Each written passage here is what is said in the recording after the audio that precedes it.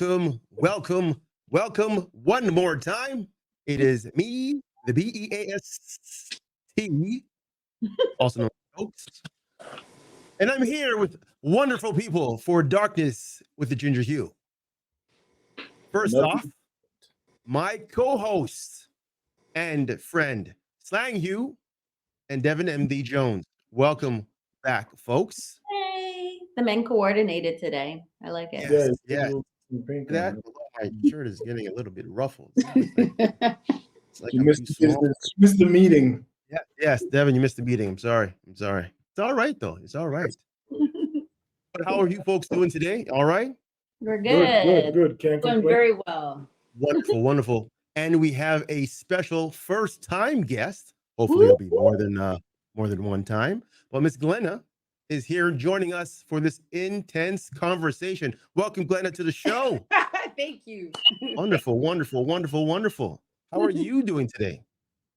I'm doing pretty well. It's Sunday. It's my day off. So it's very chill today, Happy to be here. Let's see how this goes. We'll see if I come back. Let's see. Okay, well, how about this? First off, tell us where your day off from.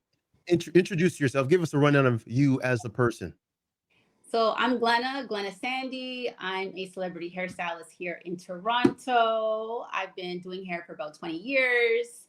I've got to work with some pretty cool people. I've worked in TV, film, theater. I work with brands. It's been pretty good. So that's just like the skinny of some of the things that I do. I like long walks on the beach. And this morning I had a roller skating class. Roller skating class. Yeah. As in you're trying to learn? Yeah. I'm trying to learn. And so like today's class was something called like jam skating. So you're kind of learning how to dance on the skates. Oh, I love that. Yeah. That's interesting. You're always doing stuff. That's pretty cool. I know. To take for that. I like it. That's dope. What's one of the coolest celebrities you've done hair for? I would say Issa Rae. I've got to work with Issa Rae a couple times. First time was in 2018. She was here for an American Express event and like a series of interviews. And then she was back in September of 2022 for the Just for Laughs festival. So wonderful. That's the first time that we met in person. Oh, okay. I think so, right? We saw each other on the street. Right. It's like that. Yeah. It's like black women. Hey, how you doing? We're best friends. Come on, let's go. I think I saw all the black people on the street that day. Pretty much. Oh. Yeah, we had come out of Visa's talk. So everybody was out there on the street. And it was a nice day. So yeah, it was great. It was good. Okay. Hey, wonderful. Again, it's a pleasure for you to having you here with us, having this great conversation. But before we get to the hot topic, we always have to start, and I'm going to throw it off the slang. What have you done today to better yourself? I got out of bed. That's a blessing. People can't say they can do that. Mm. I got out of bed when I did not want to. Mm. I was there. Want to stay in the bed because I was there. She was there and sleep was there too with her. I didn't have My to. favorite bedfellows. So yeah, I didn't want to get up, but I did, and I got to do a studio session, which is I guess a number 2 thing that I did. Okay. Did a studio session with a wonderful R&B singer. Went pretty well. So excellent. Now he's a celebrity producer. Yeah, and I show up to this podcast with no green M&Ms, no water bottles ready, no escort into the building. It's cool though. I might come back next week. I might. We now have to rework his contract. See what you've done? Rework the contract. Unbelievable. For myself, again, it's a Sunday chill day. You know what? I edited some podcast footage. Did some I guess reworking and rewriting for a lot of stuff media wise for us, because we have a lot of projects that are going to be flying out the window. We've got a whole bunch of I guess film in the vault that we need to go out and show. So that's what I was working on today. And again, a chill day, just a chill day, and it's only, it's still early, so anything can change and anything can happen after this lovely show. So, with that being said, release the hound. Wait. We gotta ask We don't get one? everybody. Well, well, Come on. You starting off on a bad foot, Rude. brother. I'm not anxious. I just, Yeah, bro. He has like a list of questions. Yeah, He's You're like, slipping. You're so slipping. prepared today. it's true. It's true. I've got it cocked and ready to go. I'm like, if I don't let it go, I'm gonna forget. But I'm sorry. My apologies. Devon, MD Jones, Yes. what have you done to better yourself today? I muted all work emails and text messages for the day. So, okay. So you disappeared from the workflow entirely. I was like, I am not Personally. available. Wonderful. That is good. Sometimes you just have to turn off everything. Yeah. Everything. I get you. It was hard. It was popping off today. And I was like, nope. I get Turn you. off. I'm gonna go clean my tub. That's it. I think we had a talk or a conversation about how sometimes being productive, just being not productive at all, just not doing anything. In The fact, mind, a time for rest is definitely needed for the mind. So yes, shout out to you, Miss Devon, for doing that. And now, Miss Glenna, of course, what have you done today? kind of Better Yeah. you. but then maybe it's Well, could be more. All I've done today was I slept in. I went to that class, the roller skating class. Then I went to Kensington Market. Went to my friend's restaurant, Black-owned business called Veggie Delight. It's great. And bought a couple meals. Veggie Delight. Oh, pretty. Had one, and here I am. Wonderful. That was like 5 things. That was Yeah, amazing. and again, it's still early. It is still early, so you can do a whole bunch more after that, or like Devon did, do nothing else anymore, and you'll be good. All Yeah, right. I think I'm done. I'm tapped out. She is tapped out. Okay. All right. 6 things. I know, right? Yeah. There you go. That's the 6th one right there to end it for the day. All right. So myself and Slang had a green room meeting. And we were going back in the vault, and we saw that Miss MD Jones gave us a bit of a talking to about men's topics and so forth. So she was asking the questions. Mind you, was on mental health, and we said, hey, you know what? We're having some women on the show. Let's ask them the tough questions. So we have some tough questions. Might ruffle some feathers. I was gonna say, let me start. Yeah. No. Yeah. Go ahead. Our questions coming from men with no input from women. So, I have not seen any of these questions. it's So solely from our perspective, or well, generally our perspective. And feel again, this is if we're asking a question, it's weird to you guys. Hey, it's weird to you guys. and then there's and the intention is curiosity. Yes. And It's really just want- yes. really So want you it. were- It's just more understanding, really. The answer is just for us to understand better. Because again, we are only on one side of the fence, right? So you have to understand, though. Okay. The wrong side. The wrong side. See? Ding, ding. Ding, ding. That's it. Get him, folks. Go.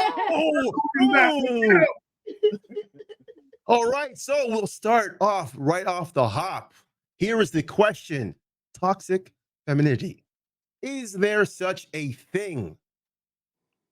And we'll start with the welcomed guest first, Miss Glenna. Because I know Devon. Oh, she's gonna go to town on this one. Trust me. I have to wait for that one. I had to wait for that one. So, Miss Glenna, go ahead. By all means, answer that. Toxic femininity. I mean, I haven't even really heard of that spoken too much. But I would imagine any area can become toxic, right? If it's a little overdone or it goes in like the wrong direction. You know what I mean? And when you talk about, toxic femininity, oh my God. You stumped me already? What do you think it look is? like? Yeah, What would it Yeah, look what like? does that even look like, toxic femininity? Like, do you have an example of that? Like, Oh wow. Ugh. Can I answer? Oh. answer? Yeah, John. Yeah, go ahead, Devon. Go ahead, chime in. Well, the first thing that came into my mind that what would be considered toxic femininity, it's interesting because it still is against women.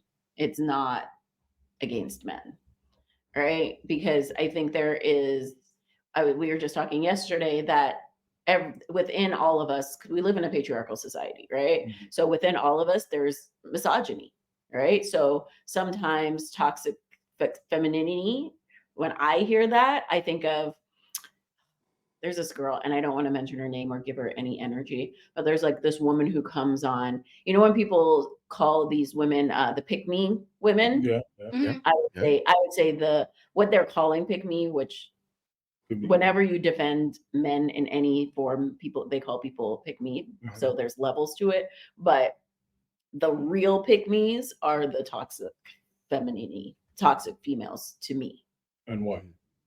because they're not, I think because there's a certain level of self-hatred within there. Mm. So That's yeah, so there's a certain level of self-hatred and feeling how, because when they're usually talking from a point of, I should be treated this way because this is the way that I deserve to be treated in a negative way. okay. Okay. And now this Okay. this bashing of self, is that more influenced by the outside in terms of their surroundings? Is it more self-hate, or is it more outside sources causing yourself to self-hate? If you don't understand, if you understand what I mean. Yeah, You don't know the self-hatred difference. That's right. self-hatred usually comes from a level of outside forces. So whether it's how you were raised, Mhm. other factors in your environment when you went to school and how you were treated and the things you had to do to cope, and get into that level of your mentality where you're like, okay, if I act like this, then this will make me feel safer. Mm, okay. Okay. I Right? get it. Yeah, I get it for sure. And I'm sure, but there is, on the other side of it, there is a level of toxic femininity can also be, that's like that's the opposite of toxic masculinity, where there's women who hate men, That's what I right? would keep. There are women that actually hate men and don't even understand that they hate men, and it's just showing up in their behavior. Mm, mm. Okay. Okay. I think it's a great start right now. I like that. I like that. Got some information that I didn't know before, because again, I thought, again, Yeah. the toxic part of that aspect was from the outside sources, but it's mostly self-hate, self-loathing, and This is just my view. Glenna Yeah. can have a completely different view. Other people can have, this is just but my that's what I'm saying. You're educating me. women. Then I you're mean, gonna- I'm learning too. I Too late haven't now. even given that term any thought. Toxic femininity, yeah. Okay. Okay. Let's see. Slang. Let me see. Let me put you on the spot here then, because I know Drop you one on had them. what's that? You want me to drop one on them with the notes? I was trying to Drop peek, like, them. trying to Drop get us them. to pick up. I know Slang has some, so drop them by all means. Go ahead. Here's this one now. Why do women feel like they don't need a man? Oh my God, the whole show could be that. Oh, Let's oh, go. Let's all go. right. Let's go. Fill up the time slot. Go ahead, No. girl. Glenna up the scratched time his slot. head. Right off the top, the statement becomes empowering toxic femininity. Let's go. You see that? See how this linked up? Oh, See it's how they linked just up. linked up? Some See how they thought went just into the flow of these questions. I know, right? I was like, I'm scared. This is very well. Ooh. I can add a second part to that. Okay. What does that mean? I Ah, think that's actually even more important than the first part. Okay, so wait, so all jokes aside, so the question again was, why do women feel like they don't need a man? Right. that is correct. Oh yeah, exactly. Okay. I think like partnership is so different now. Like I'm a single person. Going to be re-entering dating sometime this year. Just giving people a break. I'm just giving everybody a break. I'm actually just coming out of hibernation. Like, so everyone, like my friends, everything, everybody. But from what I can gather, I think women feel they may not need a man because they have their careers, they're making their money. I think like back in the day, women, as we know, women married, they married men because they, I don't get myself in trouble here. That's a year. They married because that benefited their own families, depending what culture they're from. They did it for maybe financial security. And like the reasons are just so different now, but women are so like, we have our own things now, right? We have our careers, we have our monies, we have our own places, cars, whatever. Or a lot of us are financially stable. We may not necessarily need a man to provide. I know a lot of women like want that. I think most people want that type of thing. But I think like even growing up, like we were taught like try to have your own things. You can't really depend on a man all the time. You can't depend on people in general. Like, so it's kind of like, I don't want to say like a lack of trust, but we were just brought up in a way where we knew we had to like go to school. We had to acquire our own things for ourselves, because you just never know how life is going to go. I still think that's like good. Like, I think we have to change with the times, and women should have their own things, but I don't see anything wrong with partnership, because I do believe people need people. So like, because I service like a lot of women, like I'm dealing with women like 6 days out of the week. Part-time service. Yeah, I'm hearing the same thing throughout some appointments. But when I hear like a woman say like, "Oh, I don't need a man," but like, we get into speaking a bit more, and then it's revealed, "Oh, but I do want to start dating," and like people, like we need each other, like, you know what I mean? So I think sometimes we do lie to ourselves. Maybe it's a barrier, like a wall we put up because we want to like maintain a certain like facade around that. And I think when you start to admit things like, "Oh, I do want to have like a romantic partner relationship, I want to build with someone," you're sort of getting into an area of vulnerability. And I think a lot of people don't want to do that. Like, they may not want to say like, these are the things that I desire to have, because they feel like, well, that doesn't go with like the strong woman thing that maybe they've become accustomed to.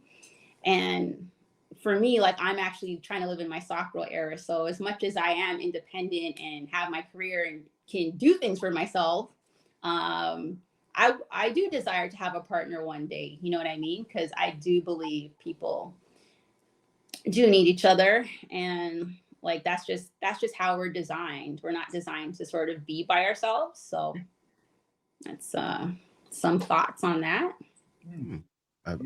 Amazing thoughts. Amazing thoughts for sure. Devon, how about you? Want to chime in there? Hi, how are you? Devon MD Jones here. And She's about to step on that pulpit and ready to preach. Reintroducing myself. Hear this? Your parents ready? Down. Here we go. We literally just had like a long conversation about this, and I partially what I was trying to say on my side of it.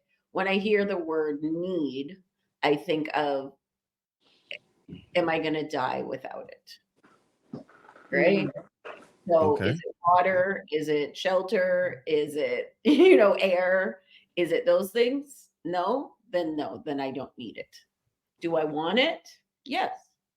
Right? And for me, I think like a lot of what we do, we project what we want out into the world, right? So for me, I want to feel wanted. I don't necessarily want to be needed, because what happens after I meet that need gets met? Are you out? Like, is it over? Mm-hmm. So if I want you and I choose you to be in my life, then I feel like I'm gonna want to nurture that and go do all the things to make that last. Right? Yeah. Because like that need thing, and I always find it interesting because like I feel like a lot of men, as soon as you tell them that you have your own stuff, are like, oh, you don't need me, I can't be here. And I think it's really sad because I feel like men should want to be wanted more than needed, because it puts them in a place of feeling used, feeling a little bit objectified, that they can't, that I don't think that they totally internalize from my viewpoint. I like that you use the term like wanted versus like needed. Yeah. I think that's actually like more important than being needed. Because Yeah. what does happen, if things don't work out? Yeah. Like what happens, like, okay, so I need emotional support right now, right? Okay, all of a sudden that gets resolved. Now, who are you as a person? Now I got to look at you and be like, oh, do I even want to be here now? Like, and I feel like that happens a lot in relationships. I agree lot. with you. I think my thing is that could be applied to both things. Because once my want is satisfied, do I still want you? True. I think that it goes both ways. But the way you put it, and I find it interesting that both of you classified need in almost terms of providing and finance. Mm-hmm. Mm-hmm. And I think that's somewhat of the disconnect. I don't know if, I'll speak for myself, I don't process being needed as a financial provisional thing. I think it almost is a mirror of want, even though I recognize that those are two different words and they do mean different things. Again, humans translate and interpret things differently. I think a lot of men, when women say they don't need a man, interpret that as they don't want one. And even Glenna, when you were saying your clients are in the chair, when they say they don't need a man, and this was one thing I said to you, they're speaking it like they don't want one, until you get down into the nitty gritty and find out, you actually do want a man. Mm-hmm. But I think if they're not in tune with themselves, women saying they don't need a man are saying they don't want one. And I've been there as a man, even vice versa. There was a time where I was in hibernation too. And if I was dating, it was, oh, is there something wrong? I'm out. I'm looking for something wrong. It would be, I don't need a woman. When the truth, when I reflect back on that, I didn't want one at the time. But I would say I didn't need one. I think we all on both sides have to be honest with ourselves when it comes to statements like that. To touch on what Glenna says, there's a point where you need when you show your vulnerability, sorry, the type of quality of men tend to come in to you like jackals. It's like for some reason now, the people that see that vulnerability just want to attack it, just want to be a part of it, just almost like they're succubus. They're just leeching on you just because you need something or that you're saying that you want something. They're not really there for you. They're there for themselves, type of thing. That's what I've seen recently. It's just because you've acknowledged you need something. Oh, okay, I'm going to jump in the ring and show you what I got and blah blah. And then when you're done with it, it's like, oh, I'm out, right? Just like you said, I think it's really quality over quantity. But because of this day and age, there's always just quantity. There's just a whole bunch of people out there that just want to just go through this revolving door, just saying they have this and they have that, or touch this and touch that. It just sucks. That's what scares people from dating. That's why you get the I don't need a man, because you don't want that bad quality man, or vice versa, bad quality woman to affect you. So you stay away from it. But aren't they essentially trying to fill an immediate need?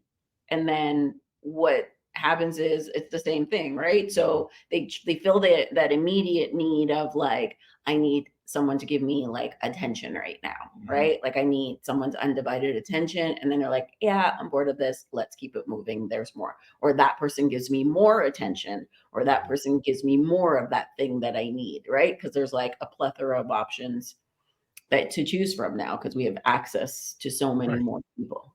Right. My question to the men is, what do you get from feeling needed? Or wanted, I guess. Well, both Or are, wanted, are yeah. both are ego based. They're ego based. It feels good to be wanted. It feels good to be needed. No matter what type of relationship, doesn't even have to be romantic. If your boss at work tells you, "Oh, we really need you here, man," well, work might be different because you might be feeling used. They're trying to pull over on you. But if it's a good job and a good boss, them saying they need you means that you're important to them. Yes. Important to the place. Same thing with your wife or girlfriend. Same thing with your friend. So I guess we don't always apply those to those relationships. Like even as a son to my parents, I would like to be needed and wanted. Right. It's not the same. It's not the same levels. Right. But I would like it to be there. But again, by the letter of the words, I agree with what Devon said. You're not going to die without it. So you don't really, quote unquote, need it. That's just my human interpretation of what need means to me when you say, "Oh, I don't need you." Like I said, sorry to be long-winded, but like I was saying to her, if you're in a relationship, yeah, as true as it is, I don't need you. But if we're in a relationship and I'm telling you, or I'm showing you, I don't need you, that's going to bother you. Eventually, you're not going to like that. It's going to start to feel like you're not wanted. Appreciated, yeah. Appreciated, all that. You're going to start to feel that way. So yes, to the letter of the word, I don't need you. And also, there is going to be a time when I do need you as a partner. I may fall sick, or my car might break down, and I need you to come pick me up. Or your back goes out and you're flat on your back, which happened a couple weeks ago. I would just say that phrasing, I don't know if it's conducive to good relationships. I think, again, a lot of times it makes us go into a very defensive, protective mode where we don't open ourselves to being in a relationship because we don't need one. Yeah, I'm going to touch on that as well in terms of the ego. I think both sides have an ego in terms of need and want. Men tend to take it to another level when it comes to their ego and in terms of want and need. But yeah, ego, when it comes to wanting and needed, if you know that you have a partner that is happy to see you, that fills you up, fills a person up, right? That same feeling is that, hey, that person's car breaks down. You're the first one that they call. That again fills you up because they need your assistance, right? So that's the difference between wanting and needing for me. It just fills the ego up, makes you feel on cloud nine that you have purpose to this relationship and to the situation. So when you, as a man, when you feel that you have no purpose in it, you kind of again, I'm talking about personally, you feel out of touch and you separate yourself. So if I'm not needed, I'm not wanted, what am I doing here? Ooh. So the problem is purpose. Sometimes, as you guys were referring to, some men think their purpose is to finance, and that they're stuck in that realm. Yeah. Right. If they can't give you money, then what are they doing here? Yeah. That's how they feel. Right. Exactly. I think earlier, even when I had said that, people need people, for me, that's more about like, not necessarily like the money part, but it's about like the vibe, the energy, it's more about the energy, the emotional aspect to that. Like there's even studies that show like folks who have really good relationships with people actually live longer, and it's relationships with like, I don't know, like concierge, the person at the coffee shop. Oh, that's interesting. The librarian, like just like it has more to do with the amount of the positive interactions that you have with people, and it's just people in general, not even like to say just romantic. Yeah. So I think in hearing about that like study, we do need each other. And I don't know if that falls into need. But when you look at like, well, you may not live as long if you don't have these positive relationships or like the exchange of like good energy with people, then that may fall into need too, right? If what you want to do is like have like good quality of life and and live long, you know? So it's just something interesting there too. I think there was I think that ties back into what Toke said too in terms of purpose, right? Like those are closely related.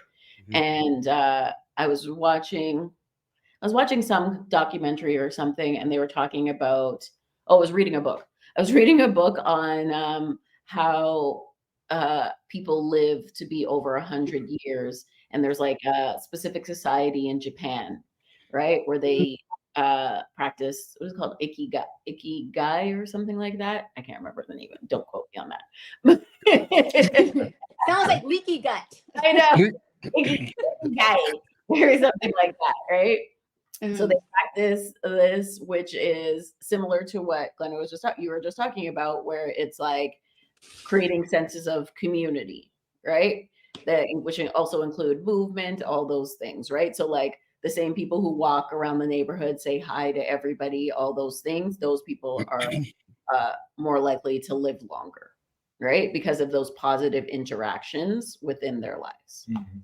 So Makes sense. it all makes sense. It all makes sense. All makes sense. All right, let's move it along. And this is great though. I love it because it's positive answers I I'm didn't hearing. mean So to I'm take it giving. off track, but I was like, I want to say that. No, like, no, we start talking about politics and end up talking about space sometimes. It just This happens. is why it goes over a lot. It happens. It happens. So don't worry. It's like black saying goodbye at a party. Exactly. 20 minutes later, you're still not even out the door. But yeah, next question here is what's the hardest thing about being a woman in North America? A woman or a black woman? I was gonna say. Ooh, you know what? I actually want you guys. Exactly. That's it. That's the difference. So Okay. If there's a separation, can you answer it? Is there a separation between what's the hardest thing being a woman and then being a black woman? Wow. Because you're within the black community, you're just a woman, but in the larger society, you're a black woman. Black woman, yeah. Yeah. Wow. Okay. This is gonna be deep. I know it is. So hit us with this knowledge, ladies. Devon can go first. I knew you were gonna say that. You go. No, you go. No, you go. Double Dutch. I think, okay, so let's deal with being a woman in general, a woman in terms of being a woman within our community. I think being a woman within the Black community, there's a lot of pressure, I think, in order to make sure that everybody else is good. Like there's this, I myself feel a lot of pressure to look out for Black men, whether it's like friend, partner, random Black man on the street who might be, getting like being in some trouble. Like I feel a sense of worry. There's also this sense of duty to carry a torch to a certain extent, right? Which also goes with that, where it's kind of like I feel like there's a level of leading with example by example. For my nieces that are all coming up, I have 5 nieces. So everything that I do, I'm always like, okay, I got to make this world a better place and easier for them, so then they don't have to deal with some of the stuff I had to deal with. I also want to make sure that they feel safer than I felt growing up. I also want to make sure that Black women in general are being represented well within the larger society. And then that leads to the larger society question of being a Black woman in this world. It's like you get attention for being that stereotype of being a Black woman, and which gives you positive and negative effects at the same time. Are you talking about sexualizing or I was like, I was going to be specific, but I was like, Sorry. they ain't going to see this. Anyway, so even last night, being at an event and being the only Black woman in the place and just wanting to have fun, but also not wanting to feel like the stereotype, right? And I to the point where I don't try to fade in. You know what I mean? Like I'm at that point in my life where I was just like, I'm just gonna be myself regardless. But there still is a part of me that's like, oh, I'm being the Black woman here. You know what I mean? Like it I'm still being the Black woman, for example, because like we were doing there was karaoke at the event. It was like a steak and dough, right? So there was karaoke at the event, and I just wanted to go and do karaoke, right? And then we did like I recruited 3 of my friends to be backup dancers for me because we don't do karaoke. This is a stupendous performance. It's on video. It's probably going to end up online somewhere very shortly. But yeah, so like, and we were highly intoxicated at the moment also. So it was fun. Like I had so much fun doing it. But then as soon as I stepped on stage and you're getting like surrounded by people and like, oh my God, you guys are great. Can you do this song? Can you do this song? And I was just like, I don't want to be that minstrel now. Like I had that moment of like, oh, now I'm a minstrel for you here to perform. Great. You know, like you take dance, that. yeah, dance. Exactly. Dance. Yeah. Right. And it's like, but I was having fun, but I did it to have fun. But then now I'm like, now you're a Black entertainer. And it's just tough.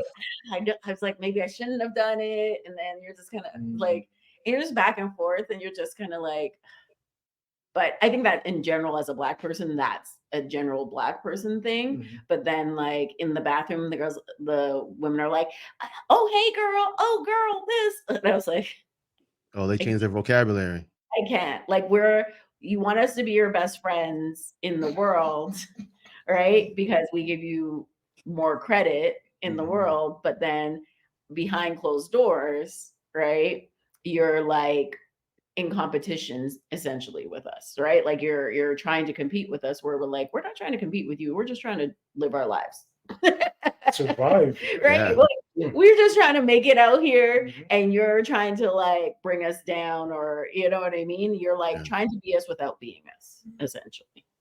Right? Taking all our intellectual property and using it as your own to give yourselves some more cred in the world. It's a lifelong bring it on.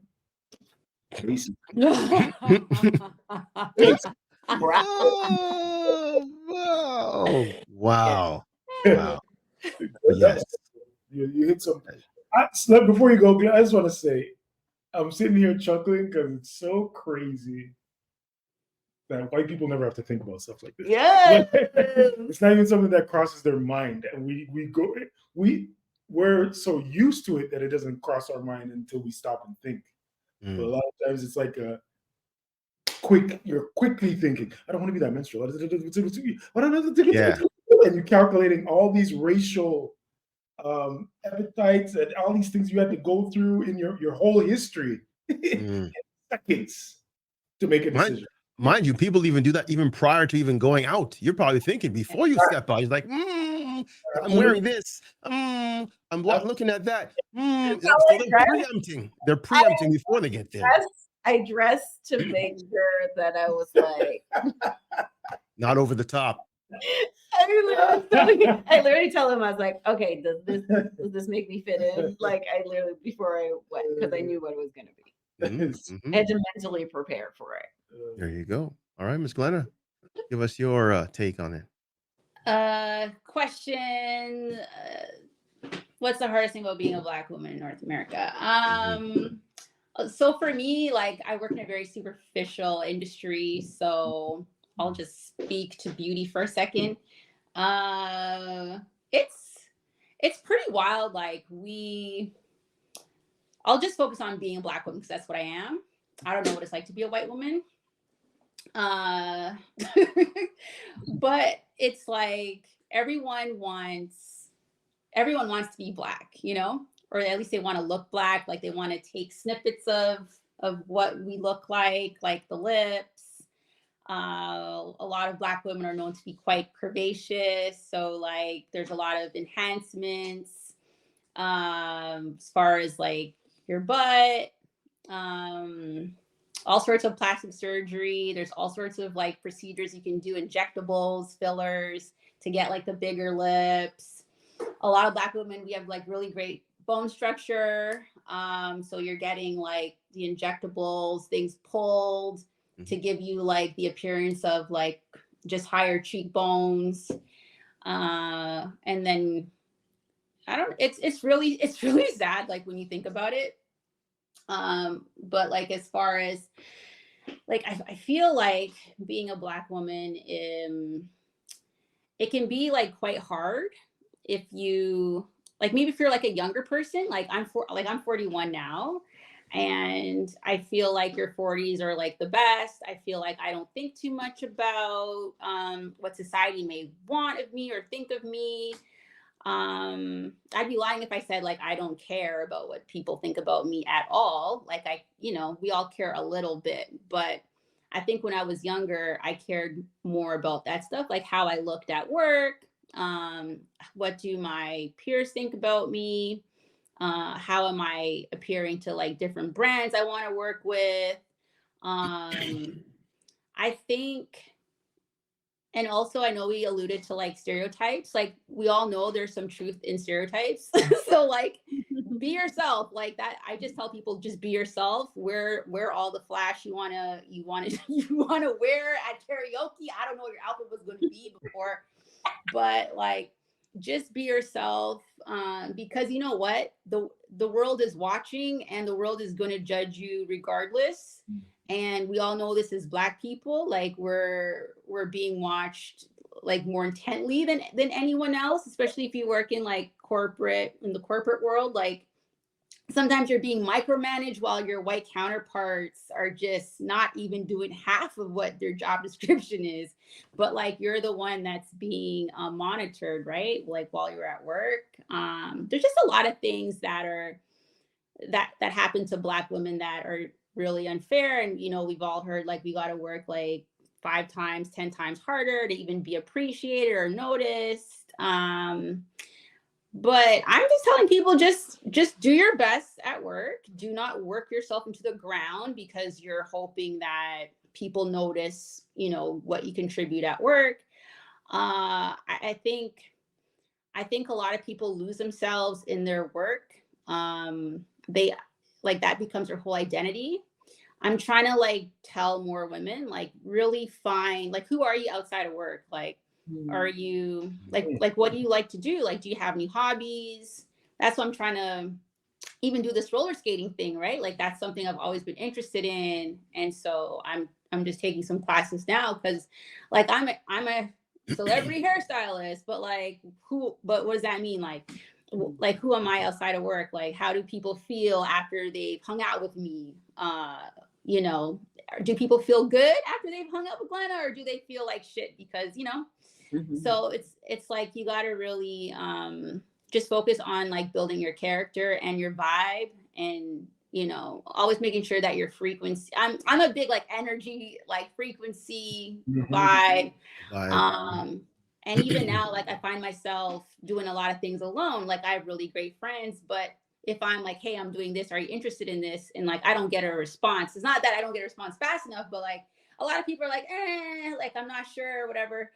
I just go out and do it, and I have a great time. Like I go to parties by myself. I do a lot of things by myself. I travel. I do solo travel as well.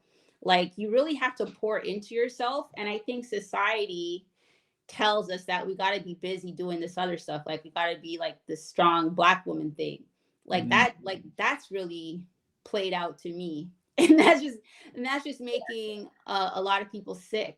With all sorts of diseases, cancer, high cholesterol, like all these things produce disease in the body. So, it's important for us to always make sure that we're pouring into ourselves, regardless of how we think society views us. Yeah. I think like going back to like even like the superficial aspect of it, when I worked in corporate before I left to start my own business, Mhm. I always wore my hair straight. Like I did the relaxer thing because I felt that it would be more beneficial to me in that environment. Right. As soon as I left corporate, I was like, okay, let's go. Like I was like, let me do my own thing, finally, and like find what I want to do, let my hair breathe, do, get that out. But it's a lot of people are just kind of like doing what they need to do. And it's just like with for us within the Black women community, it's just like there's like a lot of conversations between, oh, am I natural, am I not, if I am I not being true to myself if I'm not natural? And I'm like, you don't have to be natural to be true to yours, you know what I mean? It's not that serious. Like Exactly. and I specialize in natural hair, and I'm just like, well, do you? Like, I don't know. Yeah. I have friends who have relaxed hair. It's not good for you. Yeah. Like it's linked to fibroids and other forms of cancer. So like from a health standpoint, like relaxers are just not good to use. But like, I don't know, like when I used to like carry long hair, like I have thick hair, it's dense. I know you have a lot of hair. It is actually like a lot of work, and I'd be lying if I said, oh, like having natural hair is like less work than relaxed. Like having relaxed hair is less work. Yeah, I think the only hair style or whatever where it's like the least amount of work is probably locks, because like once your locks get wet, it's not that serious. Like it doesn't revert, doesn't change. But there's maintenance to anything, right? So like even with locks, you got to go get your retwists every 6 weeks, right? So you're not escaping anything, whether you do your hair yourself or not, whether it's relaxed or not. I don't even think it's about for most of them. Most people say it's like the maintenance, but I think a lot of women don't like the way they look with natural hair. Yeah. Yeah, it can be an insecurity thing there, and like I think too, like I had my hair relaxed up until I was like 19, 20. Mm-hmm. And so like how you look, it contributes to how good you feel. And like I noticed once I stopped relaxing my hair, like I got attention from different types of men, right? 100%. I always say But that now, the quality of men I felt that I interacted with went up when I went natural versus when I had straight hair. Is it true that you get more approaches from non-Black men? With natural hair? Yeah, I've heard that. you know what? Then I had like weaves. When I used to do the weaves thing, I used to get non-Black men way more. Oh, you know what? I'm so like I only dated one guy who wasn't Black. Like he was Russian, and I think he was from like somewhere in like Latin America. Mhm. And that was in college, and it was very short-lived. It was like a few months. And but outside of that, I hadn't really, like, to be honest, like I wouldn't even know if someone non-white is really interested in me, because like Your palate wasn't that. I know wasn't vision. I'm that. not interested. No, don't know before they approach. Yeah. So I don't even know who's like looking at me outside of anyone who's Black, to be honest. It had to be really like in my face and like super direct. But when I first went natural, I didn't have all the confidence I have like right now. So I find that no matter if you're natural or not, like you will always attract better when your confidence is up, right? So that's why to me, it doesn't really matter if your hair is natural or not. Obviously, I want everyone to be natural. But once your confidence is up, you attract all sorts of stuff, relationships, money, like great people around you. Mm-hmm. So I think it has more to do with that. But yeah, you're right. Like I know a lot of people don't like how they look with their own hair, and that has to do with just how, I guess, we're like socialized from when we're young. Absolutely. And even what society puts on us, your eccentric beauty standards, like straight is better, the closer to whiteness, the better we are, whatever. Even parents. My parents, when I went natural, both of my parents would make like not so nice comments. They'll be like, "Oh, your hair looks so wild." Like, you know, Oh my like, God. just like, oh, it looks like they always had something to say about it, and you're just kind of like, it's a good thing I'm okay with this because otherwise that may have turned me off completely. You know? Yeah. Yeah, it's all about like really appreciating like what you have, right? Yeah. Because we're beautiful. Like I don't know, we're so gorgeous with our hair. And the joke is, I feel like a lot of Black men prefer that anyway. It's funny. Yeah. Yeah, as far as I know. It's I don't turning know, into Black men. What? I turning into I fashion. will say this. I will say this. I've now appreciated Black women now in my 40s than I've ever done before. Mm. Because what's that? Why? Why? Yeah, why? Go ahead. Well, why? Again, I was raised in a very Anglo-Saxon area in terms of school and even growing up. I was just used to that, right? And my mindset wasn't to look at things differently. But again, as I got older, and I noticed I want to say separation, but the difference between both any type of races, and I saw how Black women had to work again 10 times harder to, you know, look a certain way. The effort, the effort, trials and tribulations that they've gone through to just be them. And I had to step back and say, you know what? Yeah, you know what? Kudos to the women now who are natural, working hard, being them rather than again doing all the other stuff to fit in, to fit in. I have a question in Mm. regards to that. So I have this theory in my brain. I don't know if I've ever said it out loud. Is Uh-oh. that Oh boy. Yeah. Let me come in close for this. Here comes the bomb. that Black men that don't date Black women exclusively, or no, or intentionally don't date Black women. That's the word I wanted to use. Sorry. Intentionally don't date Black women because a part of them feels like it's too hard. Absolutely agree with that. And I've never been that guy. But it's harder to date Black women, one, because we demand more from them, so then they have to bring themselves up. And then also to the fact of seeing how their mothers were either struggled or how their mothers were treated. They don't want to be a part of that. Second part I don't know about. Yeah, I was gonna say it makes sense to me. That does make sense in theory. The first part, as a Black man that intentionally dates Black women, I one day came to the realization I like it because it's difficult. I fell in love with that challenge, quote unquote. Whereas I think a lot of other Black men who don't is vice versa. They don't want the challenge. They rather the easiness. Because yes, to your point, not so much the bad treatment that my mother received. I wouldn't say that, but I would say, sorry, Mom.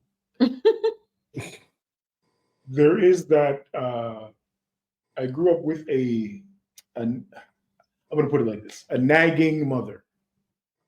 So if I was a guy who didn't want to date Black women, I would use that as a trait to cut them all up, if that makes sense. Like I would look for that if the moment that a Black woman would say anything that I considered nagging, I would be out if I was that type of guy. But I learned to appreciate that in Black women. I learned to appreciate the fact that they're not going to just accept everything most of the time. Even though I also believe that's a misconception to some degree, but I do still think it's harder than most other races. Generally speaking, ladies, because I don't want nobody killing me either. I mean, but like for me, like just listening to that, I'm just like, well, how come like other races, like other men are just like, oh yeah, my mom was a nag, so like I'm a white guy, I'm just gonna like stop dating white women, and maybe I'll just date Black women, or like I'll just date whomever. Like it's like this kind of conversation usually comes up and it's like, oh, the black guy, oh yeah, his mom was like whatever, and so he's given up on the race completely. Like I just never hear like other men from other races like this kind of dialogue behind it. So for me, it's gotta be more than how the mom treated them. Like it's more complicated than that. I do think they do that. You've heard of other race guys they don't want to date their mothers. Yeah, so then a lot of white guys will go to dating Asian women because they think it's easier. They don't want to date their Okay. mothers. I see that a lot. I who have dated other races have to challenge the comments because I believe it's harder to date out of your race just because of the stigma that Black people have in society. You already looked at a negative value, so you have to work 10 times harder to prove yourself to that other race that you are of equal or of any type of value to them. That's again, I've dated out of my race, and I've realized that I guess in the time frame that I was dating, it wasn't common for myself or of people of my race to date out of the race. But again, like Slang said, it was a challenge for him. It was more of a challenge for me to go the opposite way. My family, a Nigerian background, women I am not trying to say I'm all that, but they were throwing themselves at me because of me being a natural African man. So you go back there and right away, boom, hey, they want to be with you. They don't even care what you do. They just want to be with you, right? Because you are a Black man. Whereas when you're in North America and you're seeing again 80% of your class or school is predominantly white, you know are at a disadvantage to date in your race. So you go with what is around. And again, when you do that, it's more of a challenge because again, you have eyes on you all the time, not only with classmates, your own parents, their parents, teachers, and so forth. So eyes are always on you when you go out. Are you feeling pressure from the person you're dating or from the people around the person you're dating? Again, it's a bit of both. It depends on how they were raised, I guess. But doesn't that also help you fit in? Doesn't they give you a leg up? So like I remember this guy, after we dated, we're still friendly. So he's like, yeah, I started dating white women now. And I was like, oh, what's that? He's like, yeah, it's so much easier. And like, it's like you get treated differently when you go out in public with them. Yeah, because sometimes for some of these guys, it's a status thing. Yeah, better. Okay. It's a status thing because like Black men are desirable. Like a lot of people want to, be with Black men. Like things are a little bit different now, right? It's not like how it used to be. And so I think, like obviously, like people do fall in love, so there's that. So that's fine. But like if you're someone's like, yeah, no, I just don't date Black women and I just exclusively date white women, you gotta like look into like why would you just stop dating your own? And I think for some they see it as like a status symbol, like to be with someone who isn't Black, because it's like, oh, that race has, like, I'm so good, that race has accepted me and it's elevated me in some way. 100%. Wow. That's hey, you know what? Back in the 80s, that's what a lot of people thought. Again, thinking of my background, when you saw a relative or a family friend come here and they're ending up with a person of the opposite race, that's what you think. Oh, I'm that good. I'm the top of the litter right here. I'm the one that everybody's looking for, wanting to be with. Yeah, he's one of the good Blacks. Yeah, exactly. No, it's true. That's what they say, right? Let's not laugh at that. Stop. Yeah. No. But it's true. Y'all invited me on this show. I don't know. I know. It's true though. Though I know. nobody else better not laugh at that. I know. But again, that's back in it. Now I think it has. I think the colors of not the colors, but the efforts have changed in terms of dating within your race and outside of your race. I think it is new. I would you say rules? I don't know rules. More accepted.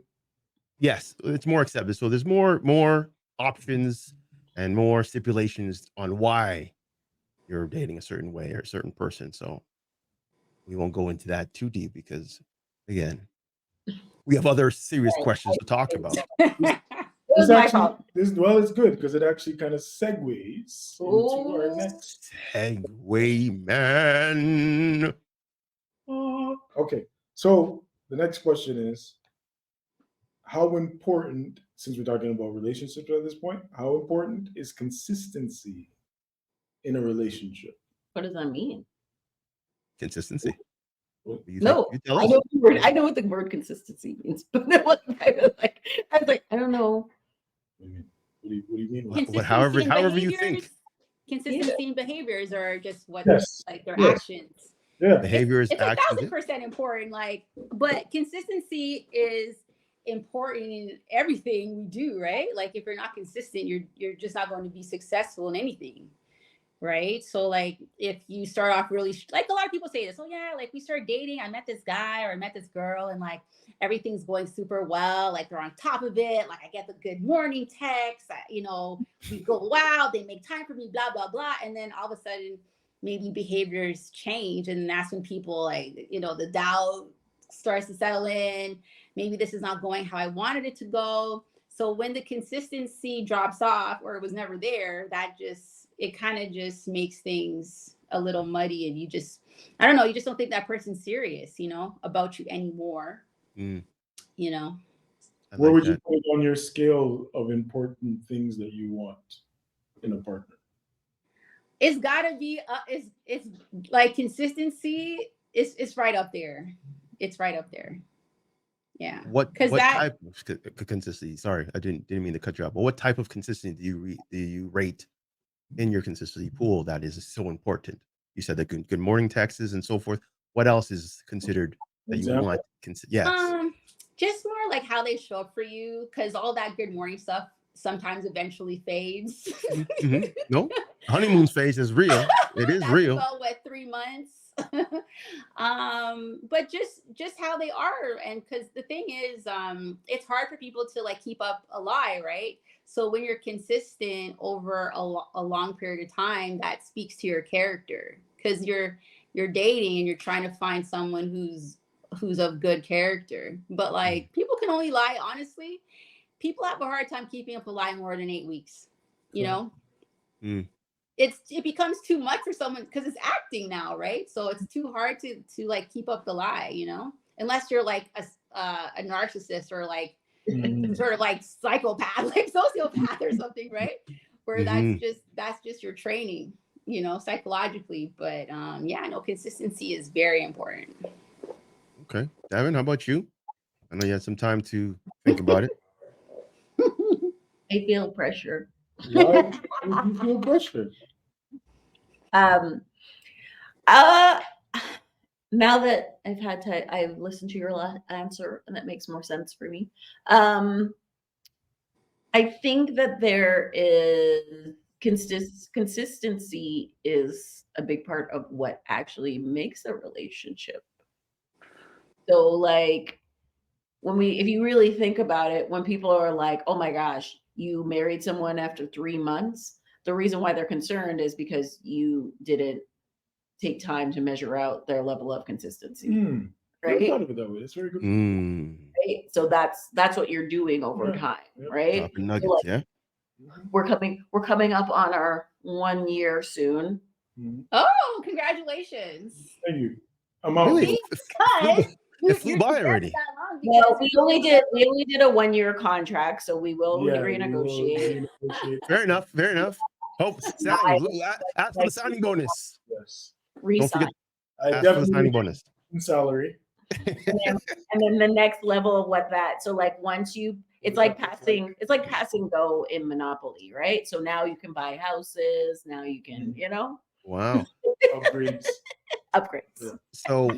So I know people have their time frame of when consistency lasts and whatnot. But say, for instance, again, you've been with this person, even married with this person, for 15 years or so, and then the consistency is not there. Are they a write-off because of that, or just like you said, life happens? I mean, is the consistency a make or break situation long term? Well, people change, Yeah. right? Consistency will look different. So what he just said. Sorry, can you say it again, Sly? Sorry, He answered the question. I said consistency will look different as you change in life. Yeah. And it's once that trust is built, that's what makes it look different. Mm-hmm. Right? So it doesn't have to be a good morning text. Mm-hmm. You know what I mean? We'll just use that as the base. Mhm. You know, it can just be in the fact of it doesn't have to be good morning. It could also just be the fact that that person now is checking in on you. And you also don't have to text them good morning because they're beside you now. Right? So that changes. That's already Love it. Love that Right. answer. No, Good answer, babe. no, I love the answer because again, I mean, also people are who they are at their core, right? So people don't change that much. But I think if there is a big enough change and you've been together for like a long time and the love is still there, sometimes like counseling is a good option, but you also have to know when to just cut things off, right? Like sometimes things are just dead. Sometimes we're not meant to be with, people our whole after a lives. certain period of time, yeah. Right. So, but still, congratulations to you guys. But You're not there yet. We haven't made it yet. But there's still, like, still seven time. Congratulations for as far as we've come. That's time. There's still time. okay. I always used to say that marriage licenses should be like driver's licenses, where you have to renew them every 5 years. Oh, I heard about that as an actual thought. Yeah. About, I think someone said 7 years. Should be 7 Yeah. years. Your itch. And then you come back and see if you're all about it. If not, you just go on your separate ways. If you are, you sign up for another 7. I feel like our society would be a better place place, if right? people and like if you had to do at that 5-year mark, you have to get counseling, which is covered by OHIP or whatever. You have to go through like a process leading up to it, and then which is like your exam, because it's like instead of taking an exam, it's your eye test, it's your all those things. And make sure is there anything that needs to be done, and then you both have to sign and agree. It is I a like good that. idea. However, human nature, Oh boy, we'll mess once it you up. give us options, we tend to take them. So giving Get people that way out. after 7 years is a lot of, because we're already at 50% already. We're already up, even with the way it is right now, we're still at 50%. So if you give people 7 years to choose, 6 year, people are going to be like, okay, I got 365 more days and I'm out. No.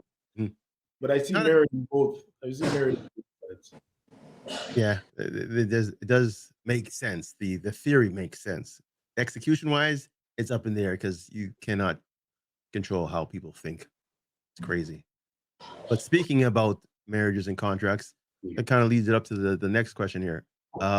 Is it wrong for a partner to be with another person while they are separated from their marriage? And we all know marriage is more of a religious. And then on a controversial question, I see your guys' faces. Yeah, it froze real quick. Yeah. Yeah. So, I think it's a no. I don't think if you're separated, like it. I mean, legally separated or just, I guess. well, yeah. If Legally you're separated. away from your family or from your partner for X amount of months, even We years. got- When she says legally, you like filed for separation. Yeah. Is that what you mean? I didn't That's think so. me. I thought you're just No, not. I wouldn't say legally. No, that would be So because So you're if not you're on your way to legally, divorce. You're just like away from your family. you're rethinking your relationship status with your married partner. What are you doing? Your It 7-year depends. license has expired. There's a lot of dependence in that, right? Like, you separate because you're going into a divorce. because you don't want to be together anymore. We'll say that. Yes. Okay. We'll say that. Okay. Okay, so like, okay. Good question. I know. I'm just saying the thing is separation, that is one way, but they may not know if that's what they want to do. They're taking the time apart to explore that option, which can consist of seeing other people. Mhm. So then, So is it wrong? But is it wrong to do that? is it wrong to do that? People Because- can do whatever they want within their relationships. Everybody has their own rules. As long as both parties are clear that communication has been communicated, that this is what's happening, we're separating and we are no longer together, then that means you could do whatever you can do. But on the other side of that, is it fair for, sorry, to hear the slapping. Is it fair? There's that black woman coming out right now. Is that a it stereotype or is that It's okay for really me? not. Or are we allowed Really to do not. that? Really, it's not. But the thing is, you know what's so funny about it is that it's the stereotype that everybody wants to do. Yeah, facts. This No. is true. This is true. So on the other side of it, in the marriage, if they are like separated and whatever, but I actually don't think it's fair to the people that they are dating that they should be dating them. So when I was in the dating world, if somebody said they were separated, I was like, deal with your shit. And if I'm still around when you've dealt with it, then we'll come back to it. But I don't want to be involved. Don't involve me in your, I don't want to be a rebound. I don't, you know what I mean? Like It's they're in limbo, right? They're in Yeah. limbo. Yeah. Settle your stuff. Like and I was like, also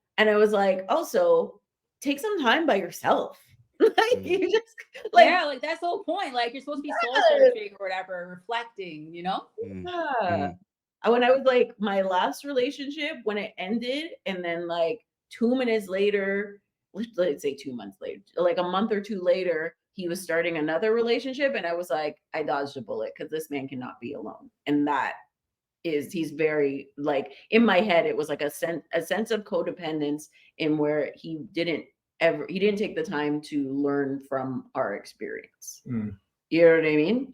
And so it was like, I would love to have, when I met this one and this one right here, and knowing, and we had like a deep conversation. So we met on a dating website. We'll tell a little bit. I don't think we ever talked about this. We did? Okay. So we met on Facebook dating, and our first phone conversation. So I think we like texted back and forth for like a day or two. And then I was like, why don't we jump on a call? All right. And we jumped on a call. I was like, nah. He said, yeah, of course he said yes. And then we actually talked for like 9 hours on the phone. 9 hours. That's like high school love. That's I'm like, gonna say that's when you that's tape young love. that's when you tape the phone to your head and you just keep on going. It was getting to that literally. Yeah. That, And we were laughing "Hey, we about gotta that. go to bed. We're like, I feel like I'm in high school. Like we literally said that. And then we met in person 2 days later. See, that's That's beautiful. that's great because you knew what you wanted from that conversation. Yeah. A lot of people Because don't. both had taken long breaks of just being by ourselves and getting to know ourselves before we got together. Right. Because I've known Slang for a very, very long time, and he was adamant for he wasn't interested at all with anyone, and I took that as okay, cool. So when he told me you were dating, I'm like, wow. But in the end, I'm like, oh, you found what you're looking for. That's it. That's all you have. You found what you're looking for. You might not even know. But exactly, you might not be searching, but it hits you in the face. I'm like, hey, this is what I've been wanting all this time. Yeah. And there you go. Right. Yeah. Some people tend to force the issue and they think face value that it's what they want. And then after a month, 2 months, 3 months, you're like, yeah, this is nothing what I wanted. And you're like, how do I get myself out of this?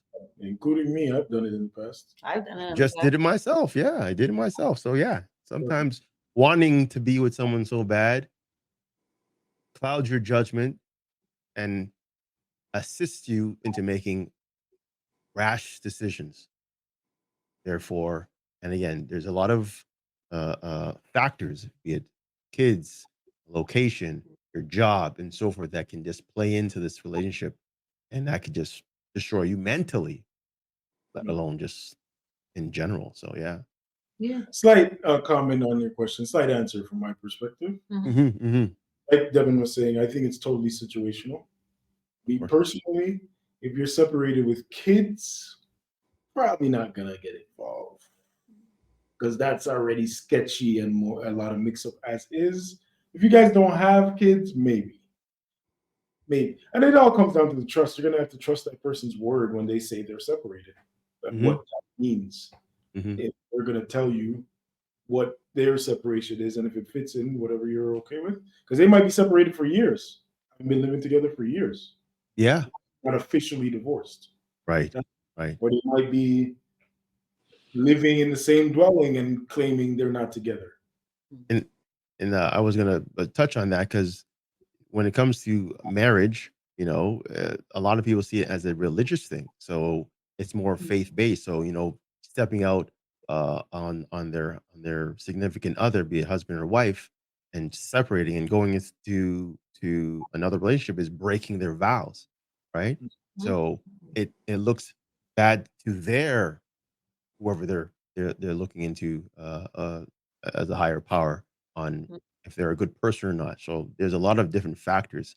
And yes, you have people who have been separated for 15, 20 years because divorce is so expensive. They can just keep it like that, right? So again, there's a lot of different factors that play out in terms of this situation. So that's why I asked the question, because there's a lot of people who will sit there separated for 10 years and they're here dating and doing whatever. Other people who've been separated 6 to 8 months and they won't see or touch anybody because of their respect to their religion or the piece of paper they have on file there.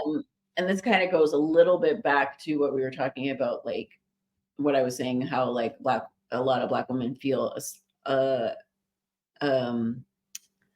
pressured, not pressure, but a allegiance to Black men. Is that my parents are divorced and have been divorced. My dad has a whole new family and wife that started before the marriage ended, but we'll go back there. Hey. Oh, but not put on blast. But my mom said, I asked my mom, I was like, why don't you get back out there and go to doctors? There was a man trying to holler at her, and she was just like, oh, never. She was like, I will always be married forever for the rest of my life. She's like, she felt this allegiance. I know. That was me. I was like, that was.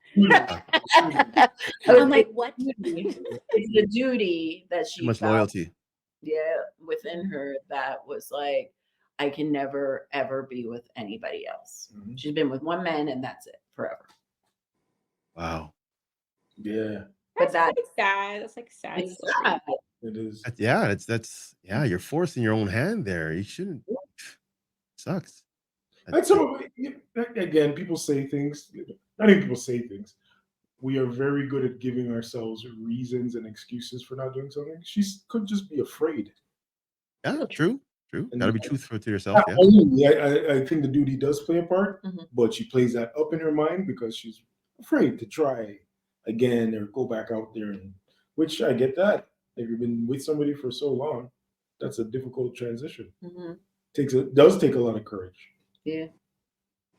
Yeah. I mean, I even had a situation, but I saw a situation where a very young couple, and one of the we'll say the husband just passes away, and that woman will never want to date or be with anybody again, just because the loyalty is just right. I get and respect that. Or old people that one dies and the other one dies like a few months afterwards. They can't live without the other one and they don't know what to do. They need each other. See, we're back to the need, people. On that, to say earlier. And yes, we just come back full circle. See that from the start, full circle. All right. Wow, it's crazy how we can just keep on talking about relationships on and on and on, and add tidbits and scenarios and all this stuff, which is amazing. And I could talk to you guys all freaking day, but you know what? We got things to do. Yeah. It's all good. Hey, first of all, I want to thank Glenna for popping in with us again. Give us your socials and whatnot that we can find you if you want to, by all means. Want to be found, that is. Yeah, exactly. I was gonna say, if you don't want to, then hey, just say it's okay. Bye. Today was a lot of fun, people. But yeah, I keep it pretty simple. So I'm just Hair by Glenna on all socials. So Hair by Glenna. My agent will be contacting you, Glenn. I need my hair done. oh my God, we need to get you in for an emergency appointment.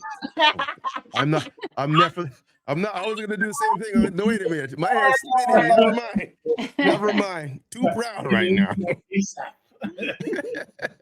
But yes, again, Slang, Devon, it was a pleasure again. Great topics, great time, great jokes. It's been fun doing this thing with you guys, and we're definitely gonna reach new heights. And again, Glenna, you're more than welcome to come in and just talk about anything. You know what? It could be about relationships. It could be about business. It could be about religion. It could be about politics. Just keep us in your hearts, and we will definitely contact you again. All right? Today was great. Thank you. No problem. No problem. With that being said, folks, before the contract is up, we're seeing some stuff on. No, we gotta tune out after that. We don't want any of that on our cameras. Shoot. Anyways, folks, that's it. Slang, Tokes, Darkest with a Ginger Hue. We are out. Have fun. Enjoy life. Peace.